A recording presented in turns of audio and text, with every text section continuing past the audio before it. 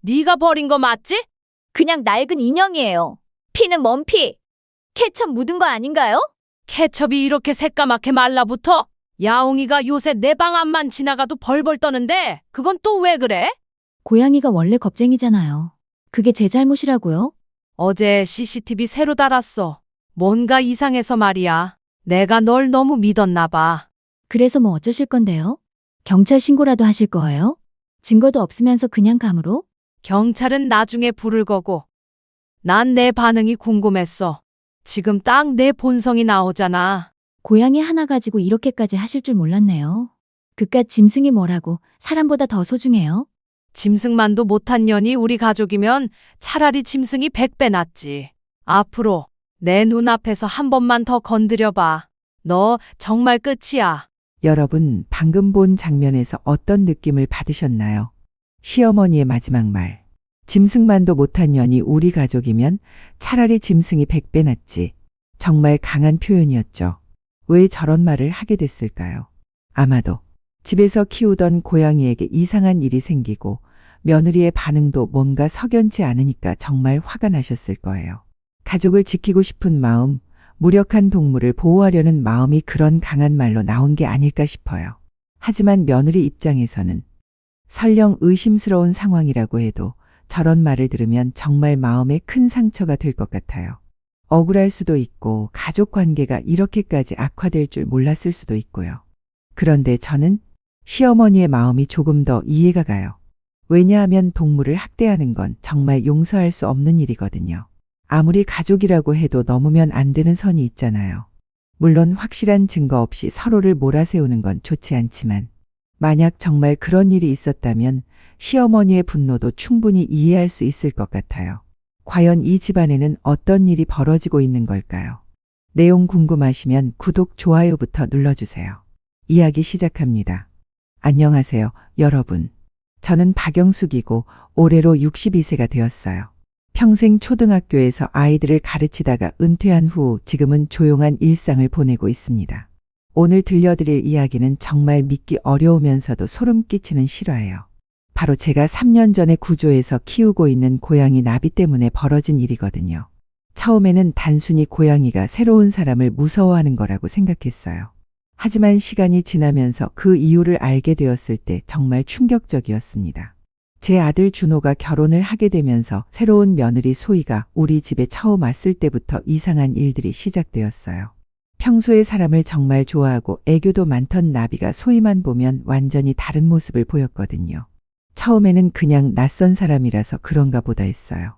고양이들도 새로운 환경이나 사람에게 적응하는 시간이 필요하니까요. 하지만 몇 달이 지나도 몇 번을 만나도 상황은 전혀 나아지지 않았어요. 오히려 시간이 갈수록 나비의 반응은 더욱 극심해졌죠. 다른 손님들이나 친척들이 와도 나비는 금세 친해지곤 했어요. 심지어 처음 보는 사람들에게도 다가가서 냄새를 맡고 애교를 부렸거든요. 그런데 유독 소희만 보면 털을 곤두세우고 뒤로 물러나면서 도망가기 바빴어요. 소희는 그럴 때마다 미안한 표정을 지으면서 동물 알레르기가 있어서 그런 것 같다고 말했어요. 처음에는 그 말을 믿었죠. 하지만 알레르기가 있다고 해서 고양이가 그 사람을 그렇게까지 무서워할 이유는 없잖아요. 제가 평생 아이들을 가르치면서 느낀 건데 순수한 존재들은 어른들보다 훨씬 정확한 직감을 가지고 있어요. 아이들이 특정 어른을 싫어하면 대부분 이유가 있었거든요. 나비의 반응도 그런 게 아닐까 하는 생각이 들기 시작했어요. 하지만 며느리에 대해 의심한다는 건 정말 조심스러운 일이었어요. 혹시 제가 나이가 들어서 괜한 의심을 하는 건 아닌가 하는 생각도 들었고 아들한테 미안한 마음도 있었거든요. 그런데 나비의 행동은 점점 더 이상해졌어요. 소희가 오는 날이면 미리 알고 있는 것처럼 숨어버리거나 다른 방으로 피해버렸어요. 심지어 소희가 만진 물건들도 냄새 맡기를 꺼려했죠. 결국 저는 나비가 왜 이런 반응을 보이는지 알아봐야겠다고 결심했어요. 3년 전 나비를 구조했던 그날의 기억부터 차근차근 되짚어보기 시작했죠. 그때는 상처투성이었던 작은 고양이가 이렇게 중요한 단서가 될 줄은 꿈에도 몰랐어요. 여러분도 혹시 반려동물을 키우신다면 오늘 이야기를 끝까지 들어보세요. 동물들의 직감이 얼마나 놀라운지, 그리고 때로는 우리가 놓치고 있는 진실을 어떻게 알려주는지 정말 놀라실 거예요. 과연 나비가 소희를 그토록 무서워했던 진짜 이유는 무엇이었을까요? 그리고 그 이유를 알게 된 후 우리 가족에게 어떤 일이 벌어졌을까요? 지금부터 그 충격적이고도 믿기 어려운 이야기를 시작하겠습니다. 3년 전 가을 제가 나비를 처음 발견했던 그날이 생생하게 기억나요.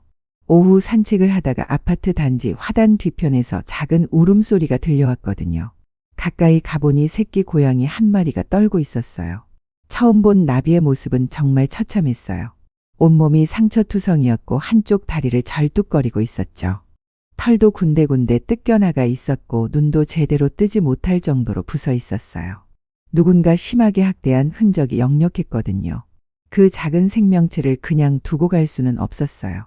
제가 평생 아이들을 돌보며 살아온 사람이라 그런지 상처받은 존재를 보면 가만히 있을 수가 없었거든요. 조심스럽게 안아서 바로 근처 동물병원으로 데려갔어요. 수의사 선생님이 말하길 고양이가 상당한 스트레스와 외상을 받은 상태라고 하더라고요. 다행히 생명에는 지장이 없다고 했지만 회복하는 데 시간이 오래 걸릴 거라고 했어요. 그때 수의사 선생님이 한 말이 지금도 기억나요. 이 고양이는 사람한테 완전히 겁먹었을 거예요.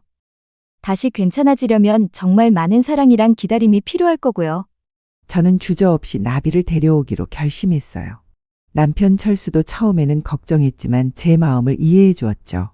집에서 정성껏 돌보면서 나비라는 이름도 지어주었어요. 상처받은 날개를 다시 펼칠 수 있기를 바라는 마음에서였거든요. 몇 달간 치료와 돌봄을 받으면서 나비는 놀라울 정도로 회복되었어요. 처음에는 사람만 봐도 숨어버리던 아이가 점차 저희에게 마음을 열기 시작했죠. 6개월쯤 지나니까 완전히 다른 고양이가 되어 있었어요.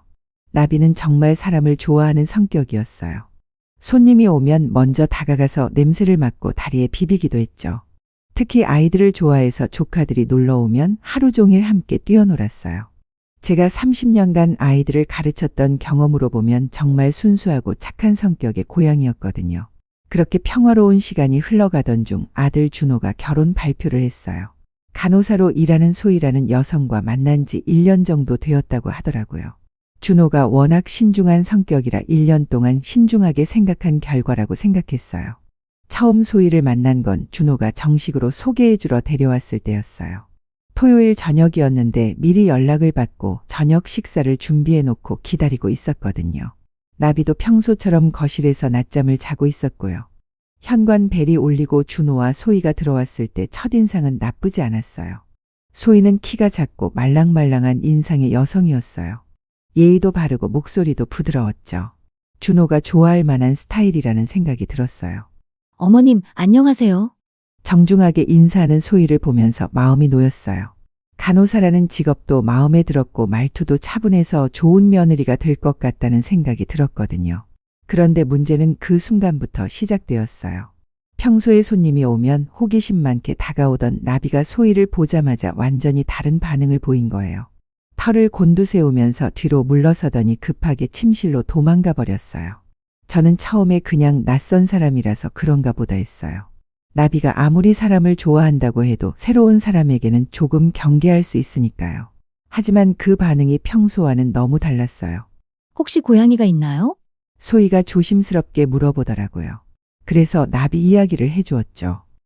3년 전에 구조해서 키우고 있는데 평소에는 사람을 무척 좋아한다고 설명했어요. 아, 그런가요? 제가 동물 알레르기가 좀 있어서 그런지 고양이가 제 냄새를 이상하게 느끼는 것 같아요. 소희의 설명을 듣고 나니까 그럴듯했어요. 동물들이 특정 냄새나 향에 민감하게 반응하는 경우가 있으니까요. 그래서 별로 신경 쓰지 않았죠. 저녁 식사를 하는 동안에도 나비는 계속 침실에 숨어 있었어요. 평소 같으면 식탁 주변을 어슬렁거리면서 음식 냄새를 맡거나 관심을 보이곤 했는데 그날은 전혀 나타나지 않았어요. 식사를 마치고 거실에서 차를 마시며 이야기하고 있을 때도 마찬가지였어요. 나비가 전혀 모습을 드러내지 않았죠. 준호가 나비 이야기를 하면서 보여주고 싶어 했지만 불러도 나오지 않았어요. 평소에는 이렇지 않은데 오늘은 왜 이러지? 준호가 의아해하는 표정을 지었지만 저는 그냥 웃으면서 넘어갔어요. 첫 만남이니까 서로 적응할 시간이 필요하다고 생각했거든요. 그런데 소희가 화장실에 갔다 오는 사이에 나비가 살짝 거실로 나왔어요. 저와 준호만 있을 때는 평상시처럼 자연스럽게 나와서 무릎에 올라오려고 했죠. 그 순간 화장실에서 나온 소희가 거실로 들어왔는데 나비가 소희를 보자마자 또 급하게 도망가 버렸어요. 그때 처음으로 이상하다는 생각이 들었어요. 단순히 냄새 때문이라면 이렇게까지 극단적인 반응을 보일 이유가 없었거든요. 하지만 첫 만남이니까 시간이 지나면 나아질 거라고 생각했어요. 소희와 준호가 돌아간 후에도 나비는 한동안 나오지 않았어요. 평소 같으면 손님들이 가고 나면 바로 나와서 집안을 둘러보곤 했는데 그날은 밤늦게까지 침실에서 나오지 않았죠. 나비야, 왜 그래? 무슨 일이야? 제가 침실로 가서 나비를 불렀을 때 나비는 침대 밑 깊숙한 곳에 숨어 있었어요. 평소에 절대 그런 행동을 하지 않던 아이였는데 그날따라 정말 이상했어요. 억지로 끌어내려고 하지 않고 그냥 두었지만 마음이 편하지 않았어요. 그날 밤 남편 철수와 이야기를 나누면서도 나비의 반응이 신경 쓰였어요. 하지만 첫 만남이니까 그럴 수도 있다고 결론지었죠. 설마 그 반응이 앞으로 벌어질 일들의 시작이 될 줄은 꿈에도 몰랐어요. 첫 만남 이후 한 달 정도 지나서 추석이 되었어요. 준호가 소희를 데리고 차례를 지내러 온다고 연락했을 때 저는 나비의 반응이 어떨지 궁금했어요. 시간이 지났으니까 이제는 좀 나아졌을 거라고 기대했거든요. 추석 당일 아침부터 분주하게 차례상을 준비하고 있는데 나비가 평소와 다르게 행동하기 시작했어요. 뭔가 불안해하는 듯한 모습으로 집 안을 돌아다니더니 자꾸 현관 쪽을 신경 쓰는 거예요. 마치 누군가 올 것을 미리 알고 있는 것처럼 말이에요. 오전 11시쯤 준호와 소희가 도착했는데 현관문이 열리는 소리가 나자마자 나비가 번개처럼 침실로 도망가 버렸어요. 아직 소희가 집 안으로 들어오지도 않았는데 벌써 그런 반응을 보인 거죠. 정말 신기하면서도 걱정스러웠어요. 어머님, 안녕하세요. 추석 잘 보내세요. 소희가 정중하게 인사하면서 선물을 건네주었어요. 한복도 단정하게 차려입고 예의 바른 모습이었죠. 겉으로 보기에는 정말 좋은 며느리 같았는데 나비의 반응만은 여전히 이상했어요. 차례를 지내는 동안에도 나비는 계속 침실에 숨어 있었어요. 평소에는 집에 사람들이 많이 모이면 호기심을 보이면서 슬금슬금 나와서 구경하곤 했는데 그날은 정말 조용했어요. 마치 집에 나비가 없는 것처럼 느껴질 정도였죠. 점심을 먹고 나서 준호가 나비를 소희에게 소개해 주려고 했어요. 처음 만날 때와 마찬가지로 나비를 불러봤지만 전혀 나타나지 않았어요. 억지로 침실에서 데려와야 하나 고민하다가 그냥 포기했죠. 나비가 원래 낯을 많이 가려요? 소희가 물어봤을 때 저는 솔직하게 대답했어요. 평소에는 전혀 그렇지 않다고 오히려 사람을 좋아해서 손님들과도 금세 친해진다고 말이에요. 그때 소희의 표정이 잠깐 이상해지는 것 같았는데 착각이었을 수도 있어요. 준호와 소희가 돌아간 후에 정말 놀라운 일이 벌어졌어요. 현관문이 닫히자마자 나비가 침실에서 나와서 집안을 꼼꼼히 돌아다니기 시작한 거예요. 마치 소희의 냄새를 찾아서 확인하는 것 같았어요.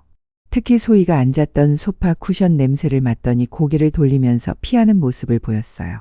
평소에 나비가 그런 행동을 한 적이 없었기 때문에 정말 의아했죠. 그 후로도 소희가 올 때마다 똑같은 패턴이 반복되었어요.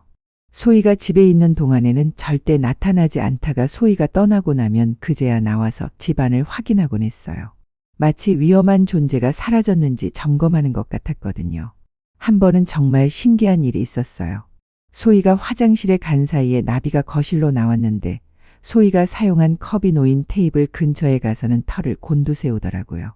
그리고 뒷걸음질 치면서 그 자리를 피했어요. 반면에 다른 사람들이 왔을 때는 완전히 달랐어요. 준호의 직장 동료들이나 친척들이 놀러 오면 나비는 항상 먼저 다가가서 인사를 했어요. 심지어 처음 보는 사람들에게도 호기심을 보이면서 냄새를 맡고 다리에 비비기도 했죠. 특히 기억에 남는 건 준호의 고등학교 친구 부부가 놀러 왔을 때였어요. 그들에게는 나비가 정말 애교를 부렸거든요. 무릎에 올라가서 골골거리는 소리도 내고 배를 보여주면서 쓰다듬어 달라고 하기도 했어요. 어머님, 이 고양이 정말 사람을 좋아하네요. 우리 집 고양이는 낯선 사람 오면 숨어버리는데. 그 친구 부인이 나비를 쓰다듬으면서 한 말이었어요. 정말 그랬어요. 나비는 대부분의 사람들에게 친근하게 다가갔는데 유독 소희에게만은 완전히 다른 반응을 보였어요. 또 다른 경우도 있었어요. 옆집 아줌마가 반찬을 갖다 주러 왔을 때 나비는 현관까지 나와서 반겨주었어요. 심지어 택배 아저씨가 와도 호기심 어린 눈으로 바라보곤 했죠. 하지만 소희만큼은 예외였어요. 이런 일들이 계속 반복되면서 저도 점점 의심이 들기 시작했어요. 처음에는 단순히 알레르기나 냄새 때문이라고 생각했는데 시간이 지나도 전혀 나아지지 않는 것이 이상했거든요.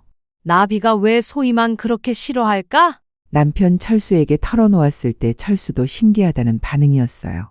철수도 나비의 평소 성격을 잘 알고 있었거든요. 누구에게나 친근한 아이가 특정 사람만 그렇게 거부한다는 게 정상적이지 않다고 생각했어요. 그러던 중 결정적인 사건이 일어났어요. 소희가 준호와 함께 왔을 때 화장실을 사용한 적이 있었어요. 그런데 소희가 화장실에서 나온 후 나비가 그 앞을 지나가다가 갑자기 멈춰 서더니 털을 바짝 세우면서 으르렁거리기 시작한 거예요. 나비가 으르렁거리는 소리를 낸 건 3년 동안 처음이었어요. 구조했을 때도 병원에 갔을 때도 그런 소리를 낸 적이 없었거든요. 그런 나비가 소희가 다녀간 화장실 앞에서 그런 반응을 보인 것이 정말 충격적이었어요. 나비야, 왜 그래? 무슨 일이야? 제가 달려가서 나비를 달랬지만 한동안 진정되지 않았어요. 마치 어떤 위험한 냄새를 감지한 것처럼 계속 경계하는 모습을 보였어요. 그날 밤 잠자리에서 남편과 이야기를 나누면서 저는 확신하게 되었어요. 나비의 반응이 단순한 호불호나 알레르기 때문이 아니라는 것을요. 뭔가 더 깊은 이유가 있을 거라는 생각이 들었어요. 3년 동안 나비를 키우면서 이런 반응을 본 적이 없어요. 분명히 이유가 있을 거예요. 그때부터 저는 나비가 왜 소희를 그렇게 거부하는지 알아보기로 마음먹었어요. 혹시나 해서 나비를 구조했던 그때 일부터 다시 생각해보기 시작했죠. 분명히 단서가 있을 거라는 직감이 들었거든요. 나비의 이상한 반응이 계속되면서 저는 더 이상 우연이라고 생각할 수 없었어요. 30년간 아이들을 가르치면서 얻은 직감이 뭔가 잘못되었다고 계속 속삭이고 있었거든요. 그래서 나비를 처음 구조했던 동물병원을 다시 찾아가기로 결심했어요. 3년 전 나비를 데려갔던 그 동물병원은 집에서 도보로 10분 거리에 있었어요. 김 원장님이라는 50대 남성 수의사가 운영하는 곳이었는데 그때 나비를 정말 정성껏 치료해 주셨던 기억이 있었어요. 병원에 도착해서 3년 전 일을 다시 물어보고 싶다고 말씀드렸어요. 처음에는 그렇게 오래된 일을 왜 갑자기 묻는지 의아해 하시더라고요. 하지만 제가 상황을 설명하자 진지하게 들어주셨어요. 그때 그 고양이요. 정말 심하게 다쳐서 온 아이였죠. 김 원장님이 기억을 더듬으면서 말씀하시는데 표정이 좋지 않았어요. 당시 나비의 상태가 얼마나 심각했는지 다시 한번 설명해 주셨거든요. 나비는 단순히 길에서 다친 게 아니라 명백하게 학대를 받은 흔적이 있었다고 하더라고요. 골절상과 타박상은 물론이고 화상 자국까지 있었다는 거예요. 누군가 의도적으로 해를 가한 것이 분명했다고 하셨어요. 그런데 왜 갑자기 그때 일을 다시 물어보시는 거예요? 궁금해하시길래 나비가 특정 사람에게만 극도로 무서워하는 반응을 보인다고 설명했어요. 그리고 그 사람이 누구인지 혹시 과거와 연관이 있는 건 아닌지 알아보고 싶다고 말씀드렸죠. 잠시 생각에 잠기더니 진료 기록을 찾아보겠다고 하셨어요. 3년 전 기록이지만 다행히 컴퓨터에 저장되어 있다고 하시면서 잠시 기다려달라고 하셨어요. 몇 분 후 모니터를 보면서 놀라는 표정을 지으셨어요. 뭔가 기억이 났다는 듯한 표정이었죠. 맞다. 이 고양이 원래 이름이 미미였어요. 그 말을 듣는 순간 가슴이 두근거리기 시작했어요. 나비에게 원래 다른 이름이 있었다는 사실을 처음 알게 된 거였거든요. 계속해서 당시 상황을 설명해 주셨어요. 미미라는 이름으로 등록되어 있었는데 이전 주인이 누구인지는 기록에 없다고 하셨어요. 그냥 길에서 발견된 고양이로 처리되어 있었거든요. 하지만 기억에는 더 자세한 내용이 남아 있었어요. 당시 병원에서 일하던 직원들이 상태를 보고 모두 충격을 받았다고 하셨어요. 그렇게 심하게 학대받은 동물을 본 적이 거의 없었다고 말이에요. 그런데 이상한 점이 하나 있었어요. 조심스럽게 말씀을 이어가셨어요. 당시 병원에서 아르바이트로 일하던 여직원 한 명이 미미를 보고 이상한 반응을 보였다는 거예요. 다른 직원들은 모두 불쌍하게 여기면서 정성껏 돌봤는데 그 여직원만은 대하는 태도가 달랐다고 하셨어요. 마치 귀찮아하는 것 같았고 가끔은 거칠게 다루기도 했다고 하더라고요. 당시에는 그냥 동물을 별로 좋아하지 않는 사람인가 보다 했는데 지금 생각해보니 좀 이상했어요. 말씀을 들으면서 뭔가 연결고리가 있을 것 같다는 느낌이 들었어요. 혹시 그 여직원이 소희와 관련이 있는 건 아닐까 하는 생각이 머릿속을 스쳐갔거든요. 그 여직원분이 어떤 분이었는지 기억나세요? 제가 조심스럽게 물어보자 잠시 생각하시더니 대답해 주셨어요. 20대 후반의 여성이었고 간호학과 학생이라고 했던 것 같다고 하셨어요. 당시 학비를 벌기 위해 아르바이트를 하고 있었다고 기억한다고 하셨죠. 그 순간 제 등골이 오싹해졌어요. 소희도 간호사였고 나이도 비슷했거든요. 혹시나 해서 더 자세히 물어봤어요. 혹시 그분 이름이나 다른 특징 같은 것 기억나세요? 고개를 저으시면서 너무 오래된 일이라 정확히 기억나지 않는다고 하셨어요. 하지만 한 가지는 확실하다고 하셨어요. 그 여직원이 동물들을 다루는 방식이 다른 직원들과 확연히 달랐다는 것이요. 보통 동물병원에서 일하려면 동물을 좋아해야 하는데 그분은 그냥 일로만 생각하는 것 같았어요. 감정적인 교감이 전혀 없었달까요? 설명을 들으면서 점점 확신이 서기 시작했어요. 나비가 소희를 보고 그렇게 극도로 무서워하는 이유가 있었던 거예요. 혹시 그 여직원분이 미미를 혹시 학대와 관련이 있을 수도 있나요? 제가 직접적으로 물어보자 원장님의 표정이 심각해졌어요. 그런 가능성을 생각해 본 적이 없었다는 듯한 표정이셨죠. 당시에는 생각해보지 못했는데 지금 돌이켜보니 의심스러운 부분들이 있었어요. 계속해서 당시 상황을 회상해 주셨어요. 그 여직원이 치료할 때 유독 서툴렀고 미미가 그 여직원만 보면 더욱 떨었다고 하셨어요. 다른 직원들에게는 그런 반응을 보이지 않았는데 말이에요. 그리고 한 번은 그 여직원이 너무 거칠게 다뤄서 주의를 준 적도 있었어요. 그 말을 듣고 저는 확신했어요. 소희가 바로 그 여직원이고 나비를 학대했던 장본인일 가능성이 높다는 것을요. 나비가 소희를 보고 그렇게 무서워하는 이유를 드디어 찾은 것 같았어요. 더 자세한 정보가 있는지 물어봤지만 아쉽게도 그때의 직원 기록들은 남아있지 않다고 하셨어요. 하지만 혹시 다른 직원들 중에 당시 일을 기억하는 사람이 있을 수도 있다고 하시면서 연락처를 알려주겠다고 하셨어요. 병원을 나오면서 머릿속이 복잡했어요. 만약 제 추측이 맞다면 소희는 나비를 학대했던 사람이고 그런 사람이 제 며느리가 될 뻔했다는 거니까요. 하지만 아직 확실한 증거가 없었기 때문에 더 조사해봐야겠다고 생각했어요. 집에 돌아와서 나비를 보니 새로운 눈으로 보이기 시작했어요. 그 작은 몸에 어떤 끔찍한 기억들이 남아있을까 생각하니 마음이 아팠어요. 동시에 나비가 저희를 위해 경고해주고 있었다는 생각이 들었어요. 김 원장님과의 면담 후 집에 돌아와서도 마음이 편하지 않았어요. 혹시나 하는 마음에 소희의 과거를 좀 더 자세히 알아보기로 결심했어요. 준호에게 직접 물어보기에는 너무 민감한 문제였고 혹시 제가 잘못 생각하고 있는 건 아닌지도 확인해야 했거든요. 다음 날 김 원장님께서 연락을 주셨어요. 3년 전 그 시기에 병원에서 함께 일했던 간호조무사 이 선생님의 연락처를 구해주셨다고 하시면서요. 그분이라면 당시 상황을 더 자세히 기억하실 거라고 하셨어요. 이 선생님께 전화를 드려서 만나 뵙고 싶다고 말씀드렸어요. 처음에는 갑작스러운 연락에 당황하시는 것 같았지만 3년 전 미미라는 고양이와 관련된 일이라고 설명하자 기억이 난다고 하시더라고요. 아, 그때 그 불쌍한 고양이요. 정말 심하게 다친 상태였죠? 약속을 잡고 근처 카페에서 만났어요. 50대 초반의 차분한 인상을 가진 분이셨는데 동물을 정말 사랑하신다는 게 대화에서 느껴졌어요. 당시 상황을 자세히 설명해 주셨어요. 병원에 온 날 모든 직원들이 충격을 받았다고 하셨어요.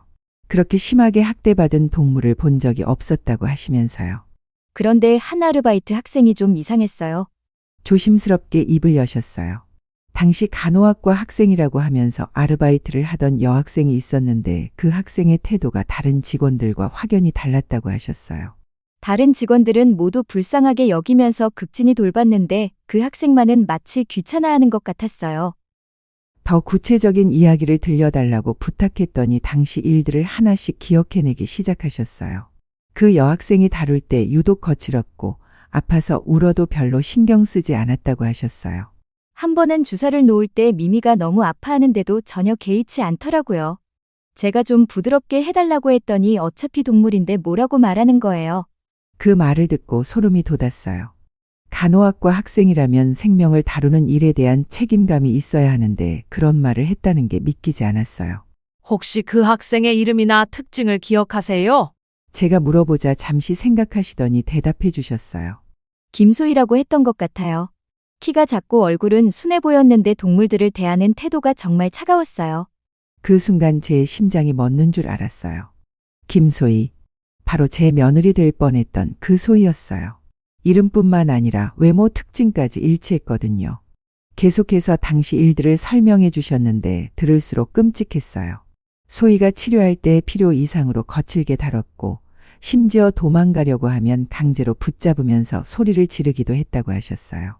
그때 얼마나 무서워했는지 몰라요. 다른 직원들이 다가가면 괜찮았는데 그 학생만 보면 완전히 위축되어 버렸어요. 정말 나비의 현재 반응과 똑같았어요. 다른 사람들에게는 친근하게 다가가는데 소희만 보면 극도로 무서워하는 모습 말이에요. 더 충격적인 사실도 있었어요. 이 선생님의 기억으로는 소희가 치료가 아닌 다른 행동을 한 적도 있었다고 하셨어요. 아무도 보지 않는다고 생각할 때 꼬집거나 털을 잡아당기는 모습을 목격했다고 하시더라고요. 처음에는 제가 잘못 본 건가 싶었는데 몇 번 더 그런 모습을 보고 나서 확신했어요. 그 학생이 학대하고 있다는 것을요. 그런데 더 놀라운 건 이 선생님이 당시 그 상황을 김 원장님께 보고했다는 거였어요. 하지만 결정적인 증거가 없었고 소희가 학생 신분이라 조심스러워서 그냥 경고만 주고 넘어갔다고 하셨어요. 지금 생각해보면 그때 더 강하게 대응했어야 했는데 후회돼요. 혹시 당시 상황을 증명할 수 있는 자료가 남아있는지 물어봤더니 놀라운 대답을 해주셨어요. 병원에 CCTV가 설치되어 있었고 만약 아직 영상이 남아있다면 확인할 수 있을 거라고 하셨어요. 다시 동물병원을 찾아가서 김 원장님께 상황을 설명했어요. 처음에는 3년 전 CCTV 영상이 남아있을까 의구심을 표하셨지만 다행히 중요한 사건들은 별도로 저장해둔다고 하시면서 확인해 보겠다고 하셨어요. 몇 시간 후 김 원장님께서 연락을 주셨어요. 놀랍게도 치료 과정이 담긴 영상들이 남아있다고 하시면서 직접 와서 확인해 보라고 하셨어요.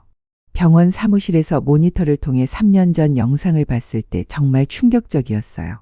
화면 속에서 소희가 미미를 다루는 모습이 선명하게 보였는데 정말 잔인했어요. 치료라는 명목하에 필요 이상으로 강하게 붙잡고 있었고 아파서 울부짖어도 전혀 신경 쓰지 않는 모습이었어요.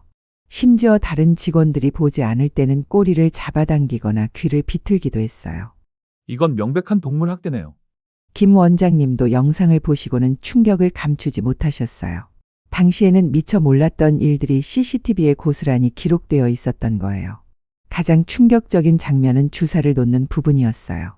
일부러 아픈 부위를 누르면서 고통스러워하는 모습을 보고 웃고 있는 것이 보였거든요.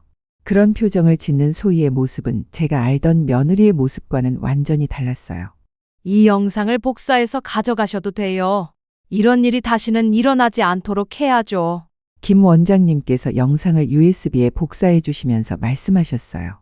그리고 당시 소희가 왜 그런 행동을 했는지에 대해서도 이야기해 주셨어요.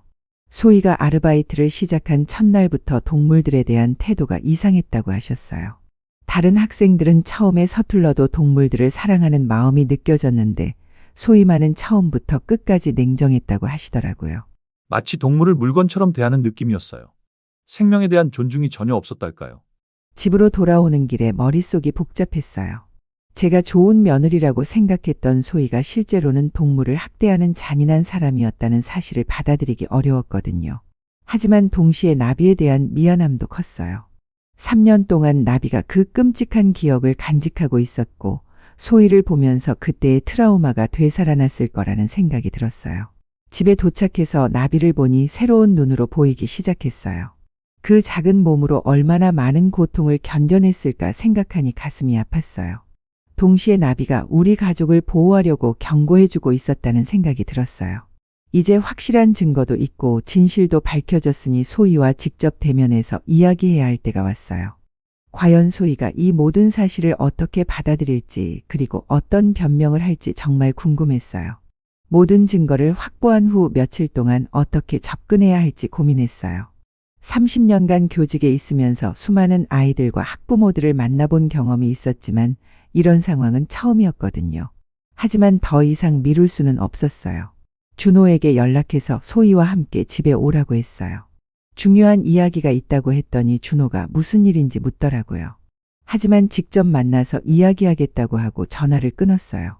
토요일 오후 2시에 준호와 도착했어요. 평소와 다름없이 정중하게 인사했지만 제 눈에는 이제 다르게 보였어요. 그 순수해 보이는 얼굴 뒤에 어떤 잔인함이 숨어 있는지 알고 있었거든요. 예상대로 나비는 소희가 들어오자마자 침실로 도망가 버렸어요. 이제야 그 반응의 진짜 이유를 알 수 있었죠. 나비는 3년 전에 그 끔찍한 기억을 잊지 못하고 있었던 거예요. 거실에 앉아서 차를 마시며 잠시 일상적인 대화를 나눴어요. 하지만 제 마음은 이미 준비되어 있었어요. 소희의 진짜 모습을 확인하고 우리 가족을 보호해야 한다는 의무감이 있었거든요.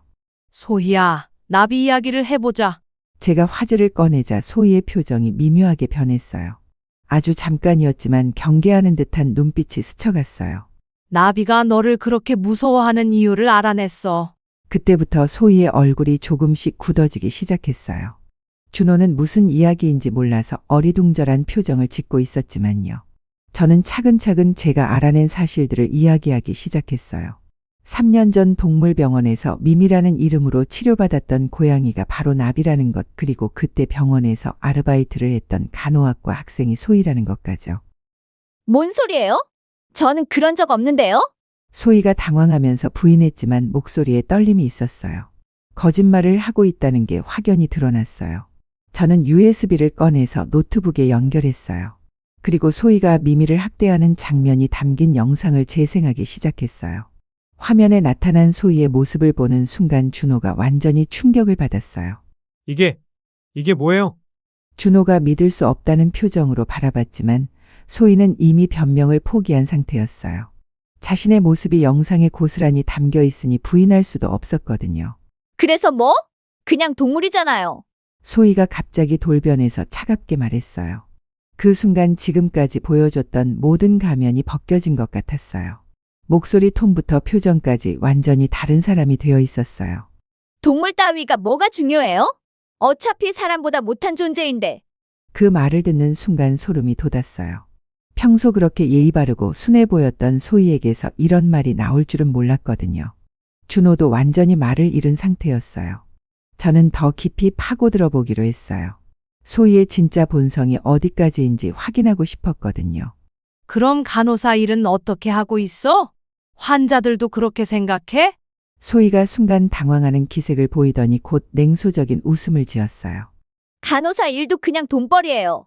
환자들이 아프든 말든 제가 월급만 받으면 되는 거죠. 정말 충격적인 대답이었어요. 생명을 다루는 직업에 종사하는 사람이 할 수 있는 말이 아니었거든요. 준호가 완전히 절망한 표정을 짓고 있었어요. 그럼 준호와의 결혼은 사랑해서 결혼하려는 거 아니야? 제가 가장 궁금했던 질문을 던졌어요. 소희가 잠시 준호를 바라보더니 비웃는 듯한 표정을 지었어요. 사랑요? 준호 오빠가 대기업 다니고 집안도 괜찮으니까 결혼하려는 거죠? 안정적인 생활을 원했을 뿐이에요. 그 순간 준호가 자리에서 일어났어요. 얼굴이 창백해져서 말도 제대로 하지 못하고 있었어요. 1년 동안 진심으로 사랑했다고 생각했던 여자가 자신을 이용만 하려고 했다는 사실을 받아들이기 어려웠을 거예요. 소희는 이제 완전히 본색을 드러내고 있었어요. 지금까지의 순수하고 착한 이미지는 모두 연기였던 거죠. 어차피 들켜버린 거 솔직하게 말할게요. 저는 동물도 싫고 아이들도 싫어요. 시끄럽고 귀찮거든요. 소희가 계속해서 충격적인 발언을 이어갔어요. 결혼 후에도 아이는 절대 갖지 않을 생각이었고 준호의 월급으로 편하게 살다가 나중에 이혼하고 위자료나 받을 생각이었다고 했어요. 그리고 시어머니는 더 싫어요. 계속 간섭하고 뭐라고 할 게 뻔하거든요. 그 말을 듣고 저는 오히려 안도감이 들었어요. 이런 사람과 가족이 되지 않아서 정말 다행이라는 생각이 들었거든요. 준호가 떨리는 목소리로 말했어요. 지금까지 모든 게 거짓말이었어? 소희가 어깨를 으쓱하면서 대답했어요. 거짓말까지는 아니고 그냥 연기였죠. 남자들은 순수하고 착한 여자를 좋아하니까. 정말 소름 끼치는 말이었어요. 1년 동안 준호를 완전히 속여왔다는 거니까요. 저는 더 이상 참을 수 없어서 일어섰어요. 당장 우리 집에서 나가. 그리고 다시는 우리 앞에 나타나지 마.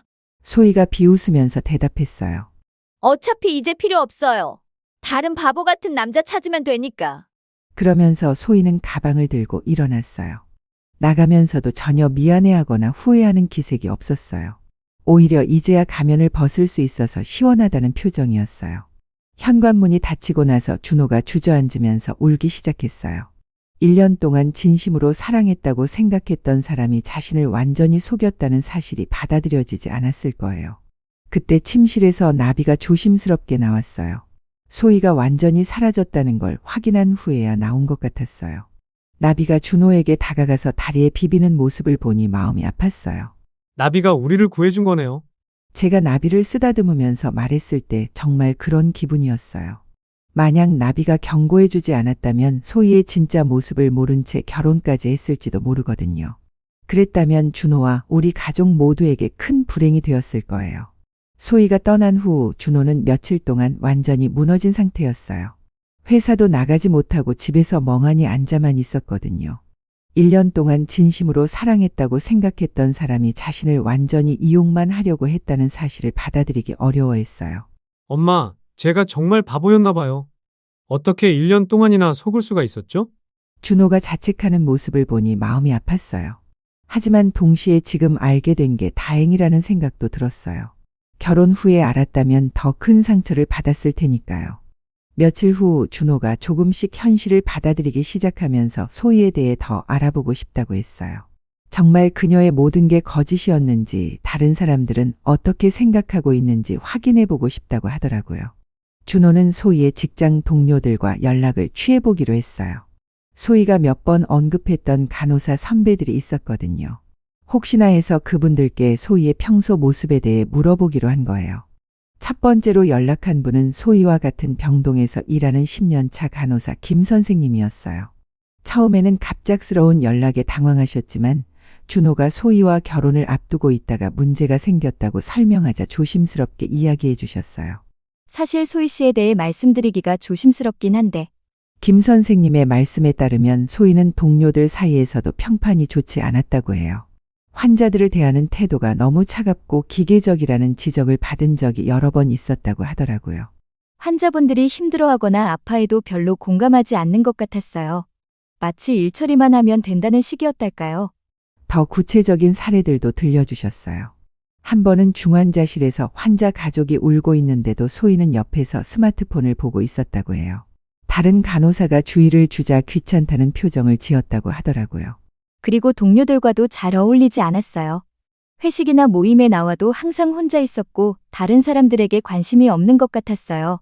김 선생님과의 통화를 마친 후 준호는 더욱 충격을 받았어요. 직장에서도 그런 모습이었다면 소희의 본성은 정말 그런 거였다는 증거니까요. 두 번째로 연락한 분은 소희와 함께 신입 교육을 받았던 동기 간호사 박 선생님이었어요. 이분은 더욱 직설적으로 말씀해 주셨어요. 솔직히 소희 씨는 간호사 일에 적성이 맞지 않는 것 같았어요. 환자를 대하는 마음가짐이 다른 사람들과 달랐거든요. 박 선생님의 기억으로는 신입 교육 때부터 소희의 태도가 이상했다고 해요. 다른 신입 간호사들은 실수를 하면 미안해하고 열심히 배우려고 했는데 소희만은 별로 신경 쓰지 않는 것 같았다고 하더라고요. 한 번은 환자분이 소희 씨에게 고마움을 표현했는데 소희 씨가 그냥 일이니까요라고 차갑게 대답하는 걸 봤어요. 그때 정말 깜짝 놀랐어요. 더 심각한 이야기도 있었어요. 소희가 환자들의 개인정보에 대해서도 무신경했다고 해요. 다른 사람들 앞에서 환자의 병명이나 상태를 함부로 이야기하는 경우가 있어서 주의를 받은 적도 있었다고 하더라고요. 마지막으로 연락한 분은 소희의 직속 선배인 이수 간호사님이었어요. 이분은 소희를 직접 지도해 본 경험이 있어서 더 자세한 이야기를 해주셨어요. 소희 씨는 기술적으로는 문제 없었지만 마음가짐이 부족했어요. 간호사에게 가장 중요한 게 환자에 대한 공감과 배려인데 그런 부분이 전혀 없었어요. 이수간 호사님의 말씀으로는 소희가 환자들과 대화할 때도 최소한으로만 하려고 했다고 해요. 환자가 불안해하거나 두려워해도 위로의 말 한마디 없이 업무만 처리하고 가버렸다고 하더라고요.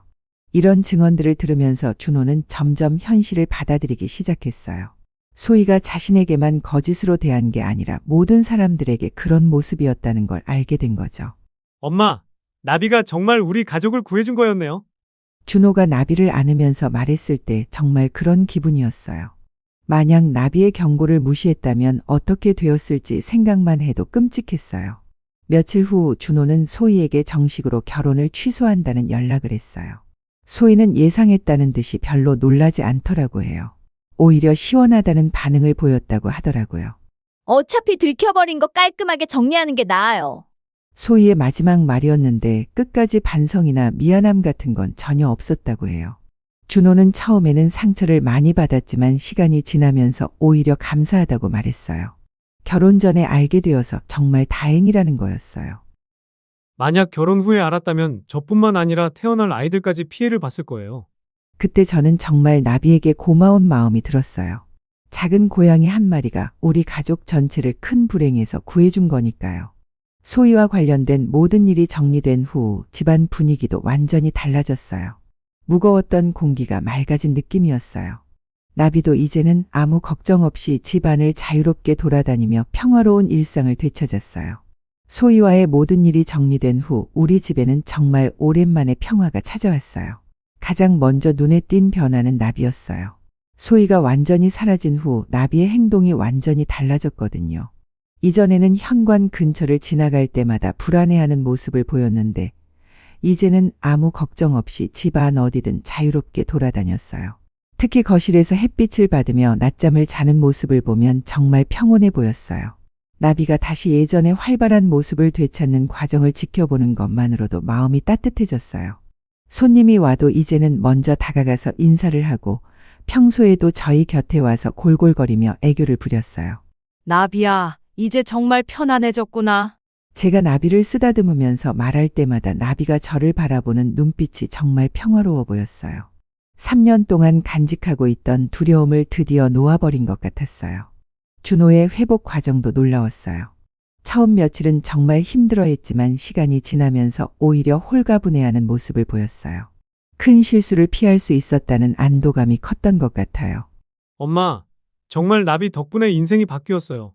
준호가 나비를 안으면서 말할 때 정말 진심이 담겨 있었어요. 처음에는 상처를 받았지만 결과적으로는 더 큰 불행을 피할 수 있게 되었으니까요. 준호는 이번 일을 겪으면서 사람을 보는 눈이 완전히 달라졌다고 했어요. 겉모습이나 말보다는 그 사람의 진짜 본성을 파악하는 것이 얼마나 중요한지 깨달았다고 하더라고요.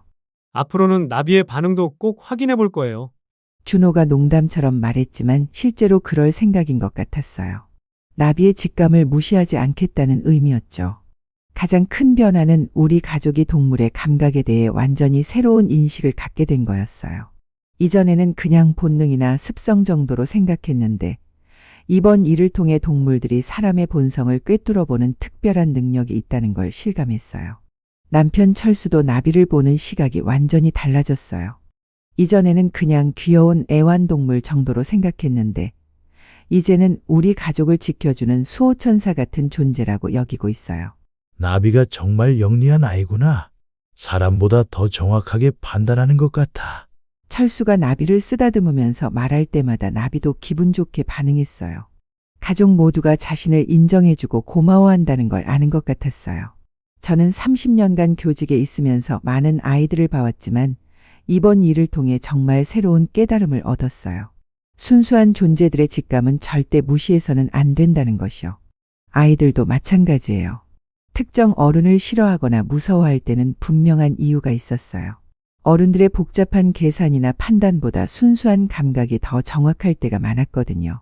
나비야, 정말 고마워. 우리 가족을 지켜줘서. 제가 나비에게 말할 때마다 나비가 제 손을 핥아주는 모습이 정말 사랑스러웠어요. 마치 별일 아니에요라고 말하는 것 같았어요. 이웃들에게도 이 이야기를 들려주었는데 모두들 놀라워했어요. 특히 반려동물을 키우는 분들은 앞으로 자신들의 동물이 보이는 반응을 더 주의 깊게 관찰하겠다고 하더라고요. 이제는 나비가 누군가를 좋아하거나 싫어할 때 그 이유를 진지하게 생각해 보게 되었어요. 단순히 동물의 기분이 아니라 그 사람의 본성을 반영하는 거라고 생각하거든요. 준호도 요즘 새로운 만남에 대해 조심스럽게 생각하고 있어요. 다음에 누군가를 만나게 되면 반드시 나비의 반응부터 확인해 보겠다고 하더라고요. 나비가 좋아하는 사람이라면 믿을 수 있을 것 같아요. 준호의 말에 저도 동감했어요. 나비의 직감은 이미 검증되었으니까요. 이번 일을 통해 우리 가족은 더욱 단단해졌어요. 함께 어려움을 극복하면서 서로를 더 깊이 이해하게 되었고 나비의 소중함도 새삼 깨달았어요. 정말 나비가 우리 가족에게 온 것이 천만다행이라는 생각이 들어요. 여러분, 지금까지 긴 이야기를 끝까지 들어주셔서 정말 감사합니다. 처음에는 단순히 고양이가 새로운 사람을 무서워하는 것 같았는데 결국 우리 가족을 큰 불행에서 구해준 천사 같은 존재였다는 걸 알게 되었어요. 이 이야기를 통해 여러분께 꼭 전하고 싶은 교훈들이 있어요. 첫 번째는 동물들의 직감을 절대 무시하지 말라는 것이에요. 30년간 아이들을 가르치면서 느낀 것처럼 순수한 존재들의 감각은 어른들의 복잡한 판단보다 훨씬 정확할 때가 많아요. 두 번째는 사람의 겉모습에만 속지 말라는 거예요. 소희처럼 겉으로는 순하고 착해 보여도 속마음은 전혀 다를 수 있거든요. 진짜 본성은 그 사람이 약한 존재들을 어떻게 대하는지 봐야 알 수 있어요. 세 번째는 동물 학대는 결코 가볍게 넘길 일이 아니라는 것이에요. 동물을 함부로 대하는 사람은 사람에게도 똑같이 할 가능성이 높아요. 생명에 대한 존중이 없는 사람은 다른 모든 관계에서도 문제를 일으킬 수 있거든요. 네 번째는 가족이 함께 어려움을 극복할 때 더욱 단단해진다는 것이에요. 이번 일을 겪으면서 저희 가족은 서로를 더 깊이 이해하게 되었고 나비의 소중함도 새삼 깨달았어요. 마지막으로는 구조된 동물들이 얼마나 고마운 존재인지 다시 한번 느꼈어요. 나비는 제가 구해준 것 같았지만 결국 나비가 우리 가족을 구해준 거였어요. 상처받은 작은 생명 하나가 이렇게 큰 의미를 가질 수 있다는 게 정말 신기했어요. 혹시 여러분 중에도 반려동물을 키우시는 분이 계시다면 오늘 이야기를 기억해 주세요. 여러분의 동물이 특정 사람을 유독 좋아하거나 싫어한다면 그 이유를 한 번쯤 생각해 보시기 바래요. 분명히 의미가 있을 거예요. 그리고 주변의 동물 학대를 목격하시거나 의심되는 상황이 있다면 망설이지 말고 신고해 주세요. 작은 관심이 무고한 생명을 구할 수 있어요. 댓글로 여러분의 경험담도 들려주세요. 혹시 반려동물이 사람을 정확하게 판단한 경험이 있으시거나 동물의 직감이 맞았던 사례가 있으시다면 꼭 공유해 주세요. 서로의 이야기를 나누면서 더 많은 것을 배울 수 있을 거예요. 또 동물 구조나 보호 활동에 관심이 있으시다면 관련 정보도 댓글로 남겨주시고요. 나비처럼 도움이 필요한 동물들이 아직도 많이 있거든요. 오늘 영상이 의미 있게 느껴지셨다면 좋아요 버튼을 꼭 눌러주시고 구독과 알림 설정도 부탁드려요. 앞으로도 이런 감동적이고 교훈적인 실화들을 계속 들려드릴게요. 지금 이 순간에도 어딘가에서 나비 같은 동물들이 우리에게 중요한 메시지를 전하려고 하고 있을지도 몰라요. 그들의 목소리에 조금 더 귀 기울여 보시기 바랍니다. 다음 영상에서는 또 다른 놀라운 이야기로 찾아뵙겠습니다. 오늘도 끝까지 시청해 주셔서 정말 고맙고 여러분과 여러분의 반려동물들 모두 건강하고 행복하시길 바랄게요.